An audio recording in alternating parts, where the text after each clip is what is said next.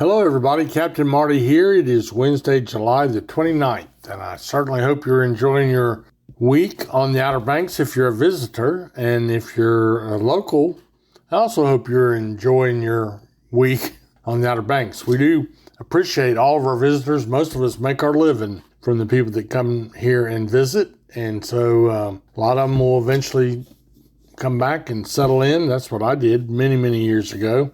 But fishing, there's some really good breaking news in the offshore fishing report. I'll get to that in just a second. We'll take just a little break to hear from our sponsors, and I'll come back and I'll paint a picture of Outer Banks fishing. Teachers Lair Marina in Hatteras Village is the closest spot on the Outer Banks to the Gulf Stream. Just inside Hatteras Inlet, Teachers Lair is fully loaded with bait, tackle, ice, snacks, and drinks for your fun-filled day out on the water. Want to get rigged up to catch the big one? Lee and the gang in the tackle shop can outfit you to catch whatever is eager to get hooked. To see the marina, the tackle shop, or to book a charter, go online to teacheslair.com. Teachers Lair Marina in Hatteras Village. Your fishing venture awaits. Wake up to the sights and sounds of the Atlantic at Colonial Inn Motel in Nags Head. This oceanfront property offers a variety of comfortable guest rooms and spacious apartments, making it a great choice for couples, families, and extended beach vacations. Located next to Nags Head Pier, you're just steps from beautiful Outer Banks ocean views, surf fishing, and multiple dining options. Spend your days relaxing on the beach or cooling off in the outdoor pool before enjoying a beautiful coastal sunset. Go online to visit obx.com. Colonial Inn Motel is your gateway to a classic OBX escape. So I got my paintbrush out. We'll start with Hatteras and a kind of a broad stroke down that way. They've been picking away at blackfin tunas and dolphin or mahi, whichever you want to call them. And then, they're small, but they're delectable, really, really good. It's hard to beat a blackfin tuna loin.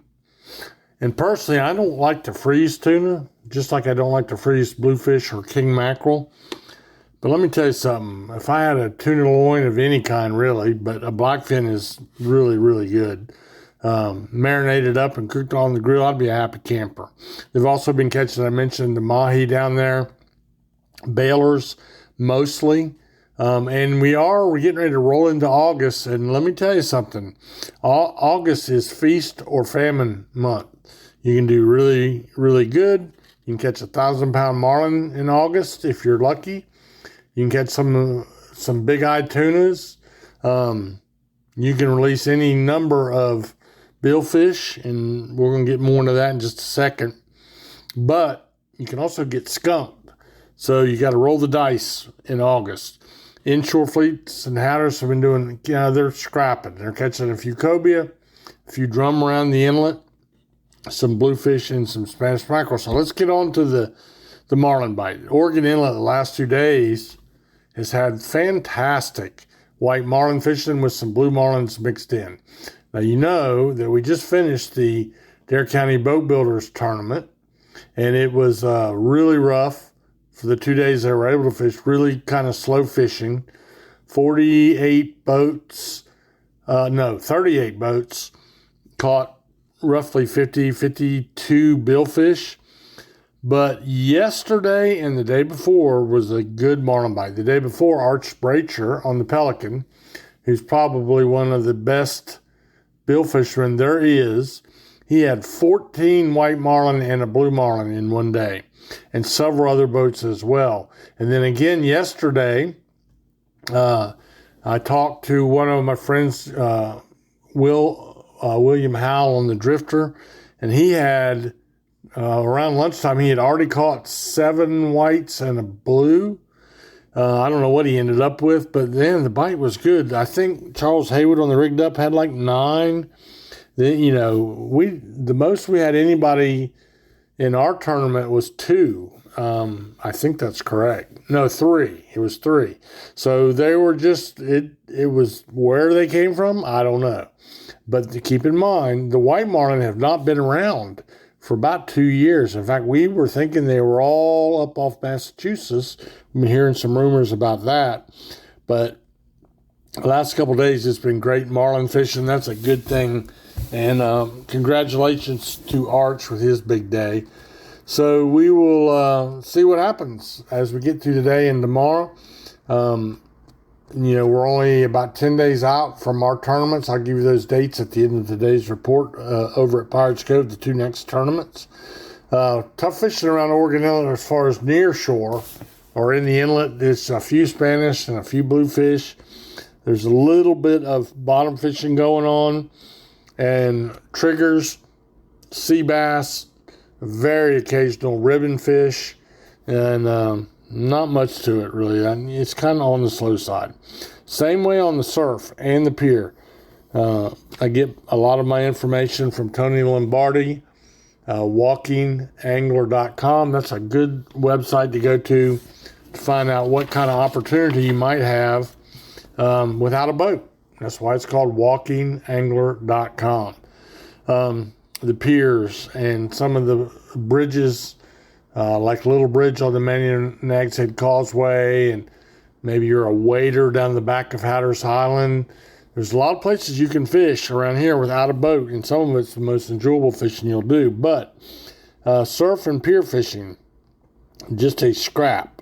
A few Spanish mackerel, a few bluefish, and a few spot, pretty much. I didn't even see anything about any sea mullet yesterday.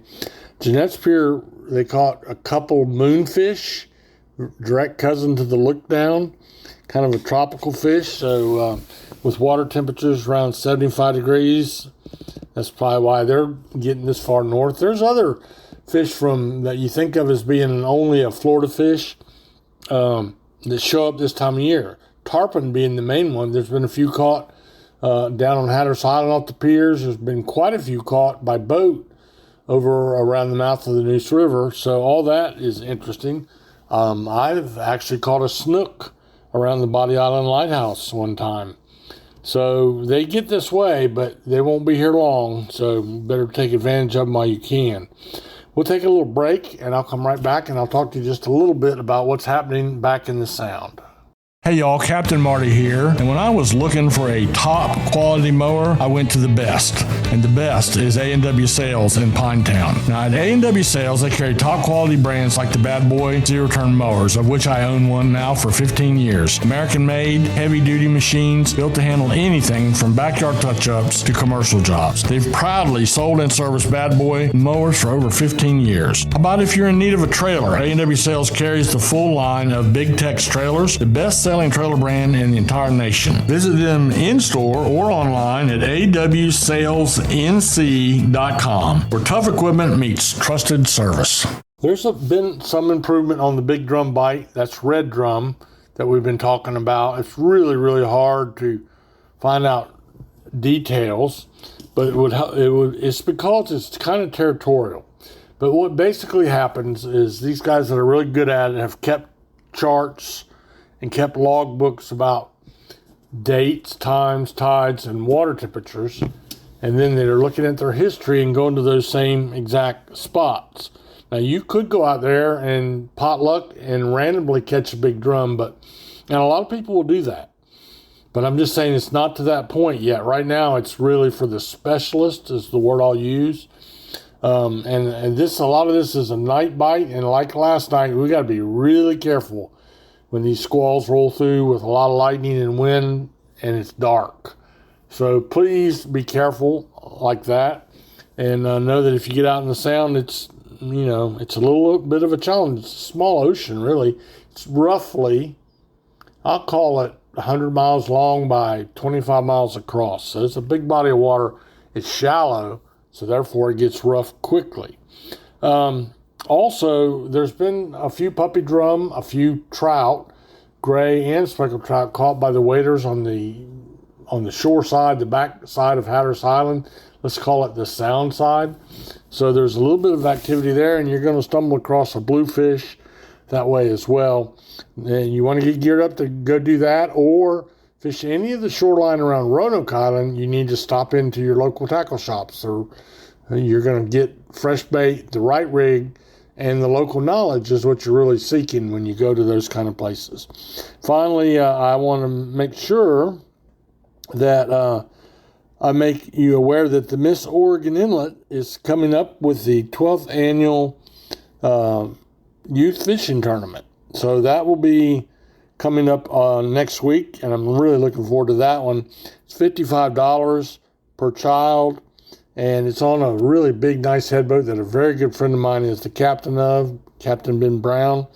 It's $55, and way it'll work. There'll be no adults are allowed on there. So, but there will be plenty of mates and people supervising. 6 to 10 year olds will go at 9 o'clock, 9 to 11:30. So they'll do the morning half day, and then the 11 to 15 year olds will do the 1 to 3:30. They'll do the afternoon half day. This thing has been going on for 12 years. It's a load of fun. And, it's a great opportunity to drop your kids off under really good supervision on a really safe boat. And then you can go shopping or go to breakfast or do whatever you want to do. Take your wife or your girlfriend out and do something special. Take both of them if you want. So anyway, that's coming up. And then, of course, I'm getting my head right because August the 9th will be the Alice Kelly tournament. That's the all-ladies tournament at Pirates Cove, biggest tournament in our area, probably 150 boats maybe, something like that. And then August 11th through the 14th will be the Pirates Cove Billfish tournament. And as it gets closer, we would love for you to follow along, listen to us live all through the day, each day, and have a great time. So that's it on the fishing front for today. Hope you enjoy the rest of your week, and thank you for visiting the Outer Banks. And before you leave, make sure you let the good Lord bless you richly.